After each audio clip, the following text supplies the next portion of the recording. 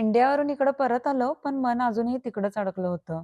तिकडची ओढ काही केल्या सुटत नव्हती. अशातच आमचा कॅम्पिंगचा प्लॅन बनला आणि मग त्याच्याच तयारीची धावपळ सुरू झाली. कॅम्पिंग म्हणजे खरंच अर्धं घर उचलून घेऊन जाण्यासारखंच असतं.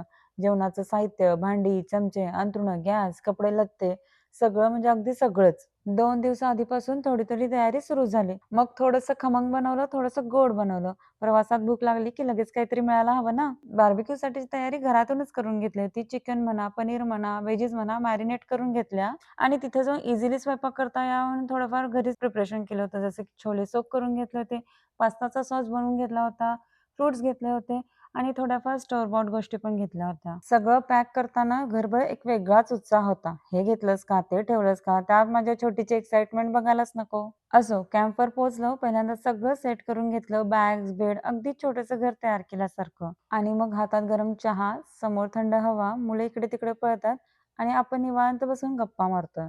खरंच त्या क्षणी स्पेशल असं काही लागत नाही. तेच सगळं पुरेसं असतं. संध्याकाळ झाली आणि आमचे बार्बेक्यू सुरू झाले.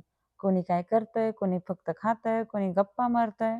मुलांचा हशा, आमच्या गप्पा, एकदम सिंपल पण फुल हार्ट. दुसऱ्या दिवशीची सकाळ, ना घाई ना कामाचा ताण, फक्त चहा आणि सोपा ब्रेकफास्ट. मग दिवसभर फिरणं, मुलांसोबत धावपळ, त्यांना एन्जॉय करताना बघणं, तेच खरं हायलाइट. रात्री पुन्हा सगळे एकत्र थोडंसं खाणं, थोडंसं आणि कॅम्प फायर जवळ बसून निवांत वेळ घालवणं. रँचला भेट दिली होती म्हणून काउबॉय ड्रेसअप करायचं असं ठरलं होतं. तर तिसऱ्या दिवशी रेडी झालो, फोटोज घेतले, रील्स घेतले आणि परतीची तयारी सुरू केली. घरी परतलो, मन मात्र अजूनही तिथंच थांबलं होतं.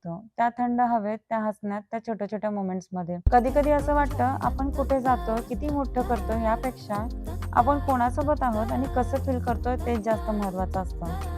आणि कदाचित म्हणूनच हे छोटे-छोटे ट्रिप्स आपल्या आयुष्यातले सगळ्यात मोठे मेमरीज बनून जातात.